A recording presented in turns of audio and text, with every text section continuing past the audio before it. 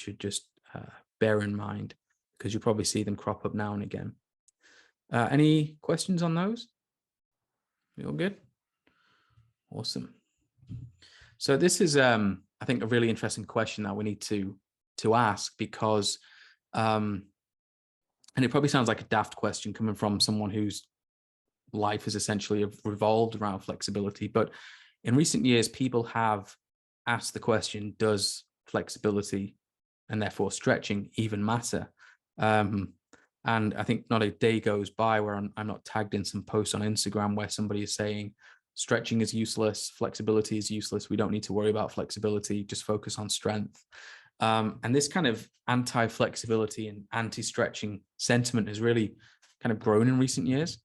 But again, when we look at the people who are making these comments or putting these messages out, you tend to not really have a good awareness of what flexibility is or what the literature says about flexibility and stretching.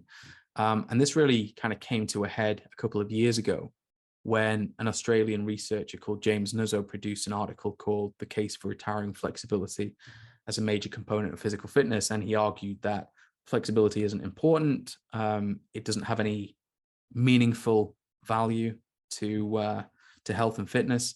But when you read that article, and this article is used by the kind of the anti-stretchers to prop up their argument, but when you read the article, you find he actually got confused, and he confused the sit and reach test, which is where you sit down, you bend forward and touch your toes. He confused that with flexibility. So he confused a test for flexibility with flexibility. And his whole argument was on the uselessness of the sit and reach test for predicting things like mortality. So a more accurate title would have been "The Case for Retiring the Sit and Reach Test." In recent years, or more recently than that article, just this year, in fact, there's been a whole load of data come out which has supported the idea that we need to be focusing on flexibility as we get older. There's a great study quoted there by Pfeiffer and colleagues. I think it came out in June, and they looked at longitudinal data of over 1,000 adults spanning 16 years.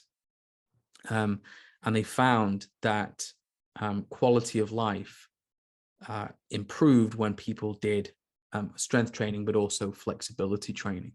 And the amount of flexibility a person needs is going to depend on what it is they're trying to do, right?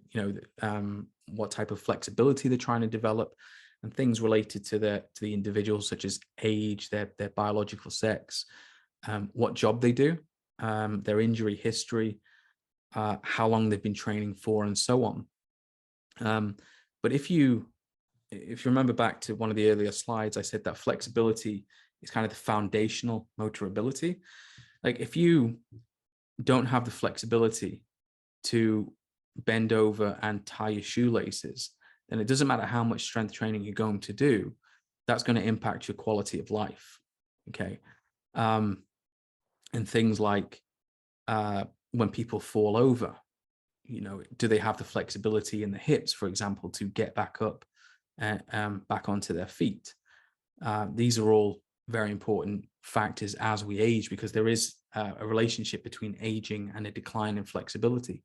But what the research shows is that the decline in flexibility isn't necessarily caused by aging itself, but by lack of using the flexibility as people get older. So the good news is, even though we are inclined to lose flexibility as we age, because generally we become less active, if you continue to stretch, if you continue to lift weights through a full range of motion, run, dance, whatever it is you like to do, you can maintain and even increase your flexibility to very high levels, no matter how old you are. Speaking from personal experience, the oldest person I've ever had do the splits was, I think, 78. So there's plenty of potential as far as flexibility goes for most people. Any questions here? Are we all good? Oh, got one in the chat. 1 second. How can the sit and reach test for mortality? Yeah, so the sit and reach test cannot, and that was part of James Nuzzo's argument, which I agree with. What he was saying essentially, though, was because the sit and reach test is not good for predicting mortality, Therefore, flexibility is not good for predicting mortality. But you can have things like, has somebody got the flexibility to be able to climb stairs, for example? Do they have the flexibility to reach overhead to get, jars of food out of the cupboard, and things like that? And so what we find when we look at the data is that when overall body flexibility decreases, primarily in the shoulders and the hips, we find that function in activities of daily living, so brushing your teeth, dressing yourself, going to the shop for food and so forth, it diminishes. There's this very, very close relationship between flexibility and activities of daily living. And when quality of life is impacted, that tends to lead to a shortened lifespan as well, because then we get things like depression, suicidal tendencies. People tend to eat lower quality foods. That impacts on cellular health and so forth. So the sit and reach test doesn't test for mortality, it just tests flexibility in one particular direction, which when you think about when people are going about their daily lives, nobody's really sat down trying to touch the toes. Whereas if it was a standing toe touch test or a squat test, or one of the movements from the functional movement screen, that would be more appropriate, I think. Does that answer your question, Kaylee?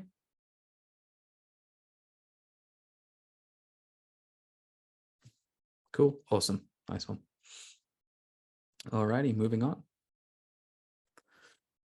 All right. So I said I'm going to talk about the nervous system. Again, we don't really have enough time to talk about sort of what we call the mechanical components, which looks at how connective tissue, aka fascia, reacts to stretching and how that's involved in stretching. But the nervous system is something we really need to pay close attention to, because it plays a critical role in a person's level of flexibility. And that's because it's essentially the command, control, and communication system of the body. And the function of the nervous system that has most effect on flexibility, or is most related to flexibility and flexibility training, is proprioception. So proprioception is the ability of the body to detect where it is in three-dimensional space. So it knows, so it's like if you're looking on Google Maps, you'd know where you are. That is essentially what proprioception does for your body. It tells itself where you are in space, and it senses things like the positions and movements of the limbs, the amount of stretch in the muscles, the amount of force generated by the muscles. And so this all plays into the physical relationship that your body has with the environment.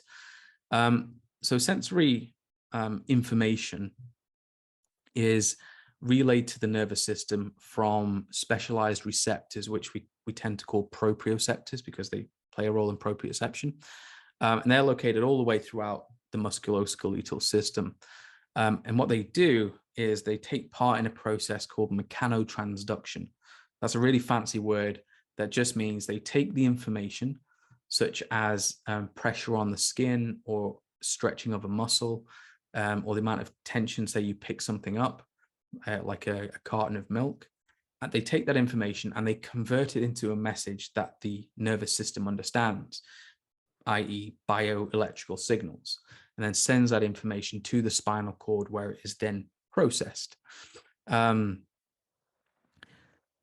These receptors are located in three key areas. So number one is in what we call the muscle tendon unit, or the MTU.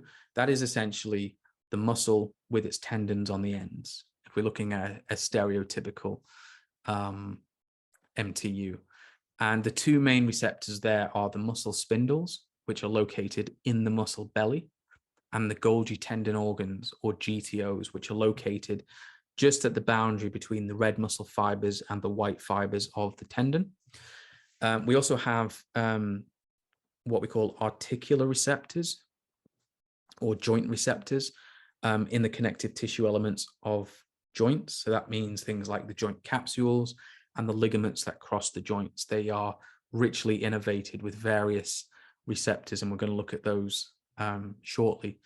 And you also have a metric ton of receptors in your skin as well. And these are sensitive to things like pressure, pain, vibration, temperature, all those kind of things. What happens then is these signals are sent to the central nervous system, which is the brain and the spinal cord. And if an immediate reaction is not required, which we call a reflex, the information gets sent to the higher centers of the central nervous system, meaning the brain stem and the brain. And these proprioceptive signals are all thrown into this big boiling broth of information, where the information from your eyes, so visual information, is thrown in there. Auditory information from your ears is thrown in there. And what these do is they help the brain to create what it calls an internal motor landscape. So you have to remember, the brain is essentially you, and everything else that's attached to it is its apparatus or its equipment. The brain spends its entire lifespan in complete darkness, is encased in the skull. It never sees daylight. And so it has to rely on chemical and electrical signals from your eyes, your ears, your nose, your taste buds, and every other part of your body to give it an idea of what's going on. So it's essentially looking at the outside world on a TV monitor, if you will. And that then allows it to predict how it needs to control the body to move well within that landscape, within that external environment. So that is kind of a top-down view of the nervous system.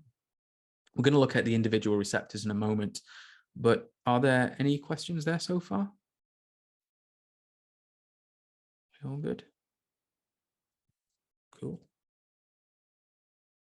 Awesome. So I'm just going to talk about muscle spindles, and you may have heard of these already. They do get quite a bit of attention when it comes to stretching and flexibility. So we've known since at least the 1980s that it's the muscle spindles which are responsible for detecting how much and how fast muscles stretch. And this is the muscle spindle is part of a protective system that our bodies evolved to essentially protect us against ourselves and stop us